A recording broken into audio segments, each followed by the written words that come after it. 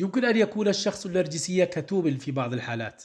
النرجسية ليست دائما تعبيرا عن الثقة الزائدة بالنفس أو التفاخر بالذات. قد يكون الشخص النرجسي كتوما وحذرا في التعبير عن أفكاره ومشاعره بسبب عوامل مختلفة، منها أولا خوف من الضعف. قد يكون الشخص النرجسي قد يخاف الشخص النرجسي من إظهار أي علامات من الضعف أو العجز، وقد يختار الكتمان كوسيلة لحماية صورته الذاتية المثالية. ثانيا، حفظ السيطرة.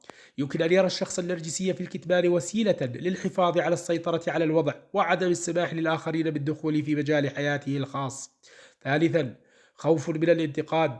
قد يكون الشخص النرجسي متخوفا من التعرض للانتقادات أو النقد، وبالتالي يكتب مشاعره وأفكاره لتجنب هذا النوع من الضغوطات.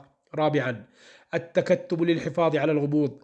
يمكن أن يرى الشخص النرجسي في الكتمان وسيلة لإضفاء جو من الغموض والجاذبية، وقد يعتقد أن هذا يزيد من جاذبيته على الآخرين. خامسا، ضعف الثقة بالآخرين.